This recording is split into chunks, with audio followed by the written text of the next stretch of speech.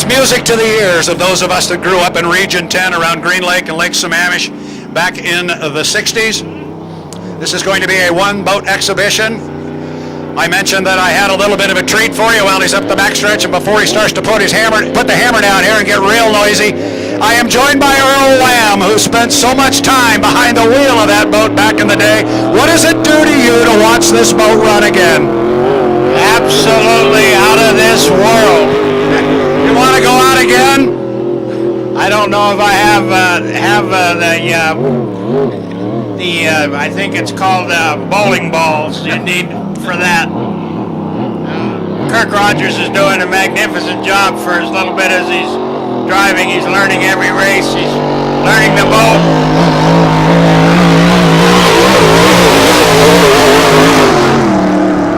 I can only imagine what that does to you because I know what it does to me. Well, I went 174 miles an hour one way at Kilo in that boat. And it's just absolutely thrilling the way it's running now and the way Kirk Rogers has prepared this boat.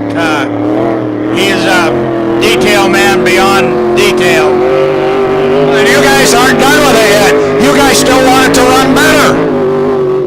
We're just trying to get it up to its handling potential because we've put some of the new modern innovations. After all, it is a 2013, not 1966.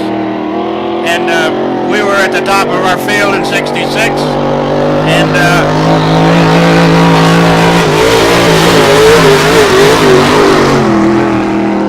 now you got a world record written on the side of that boat. I think it's at 159 plus miles an hour. When did you do that? Was that 66 or 68? That was in 1966 at Devil's Lake there.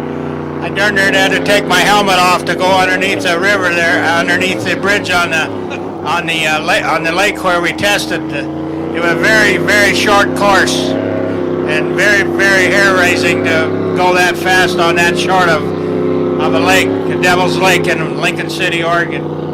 Well, it's an absolutely beautiful job that you have done, everybody that's involved in this job. And they are going to give him a white flag here, which will tell him one more to go. So he took it easy up the backstretch there. We'll see if maybe he wants to swing it out nice and wide and give us one more look. I've got him doing time runs, trying to get the feel of the rate of acceleration of the boat and how fast it will get through, how fast it'll cover the area. Time to run now.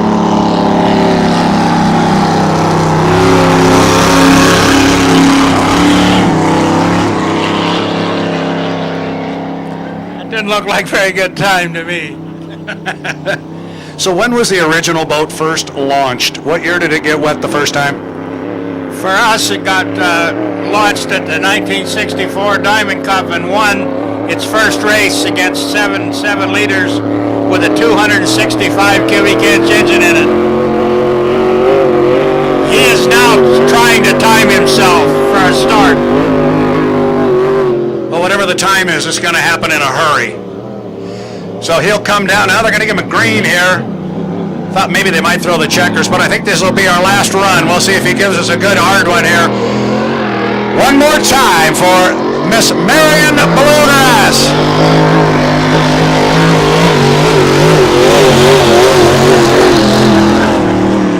Now, there's only one boat out in the race course, but everybody's looking at the water right now. Nobody's got their heads turned anywhere else. It keeps getting better every time he takes it out.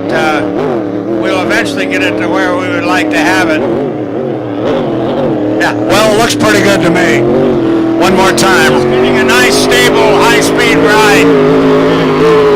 I see no wrong aerodynamic tendencies at all. The boat looks absolutely terrific. As I mentioned yesterday, if you go down to the Miss Merion Bluegrass souvenir truck down there, even the truck is gorgeous, the trailer and all the goodies. One more time, Lake Pateros.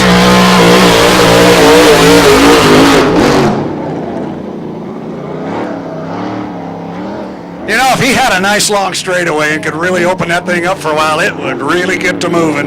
Yes, I believe it would. Just about the time it gets rolling, he's got to pull his foot out of it here when he heads into one of the corners. Well, I want to thank you, Earl, for coming by here and saying hello. It's great to see you at these events. You feeling good? Everything good for you? Everything's good for me, and this is a magnificent facility we have here. One of the better ones at Pateros.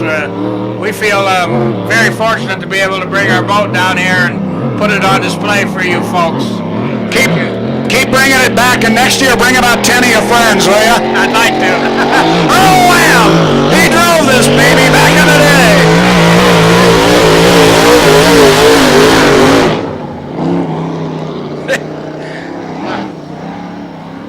That is just some kind of fun.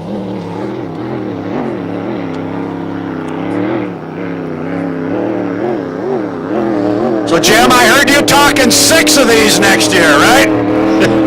Everybody remember that?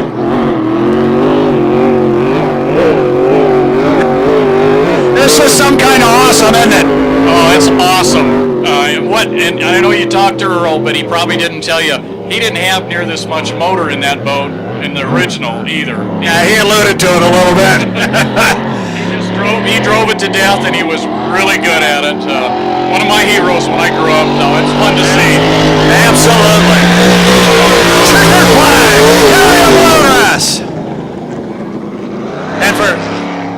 And for everybody around here in the pit area, you can see me and know, and this guy right here. 5 or 6 of these things next year, buddy. We're going to hold you to it. That's what we're trying for. Man, we will not miss it. No, nobody will miss that. That's outstanding.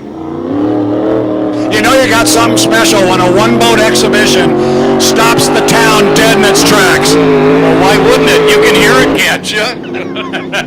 Yeah, so can the people down in Wenatchee. Everybody watches Grand Prix and not the Unlimited. That's right. Well, good stuff. Now, what's the plan for Coeur d'Alene next week? Well, as I understand right now, we have 3 vintage boats going over. One from over in the Coeur d'Alene area, and then Merion Bluegrass, and then Bill Killian out of Spokane as well, which is a stock 7, which is, and it's a Kelson cab over Pickle Fork hydro that runs a stock 454 in it. Okay. So that's going to be your vintage contingent, plus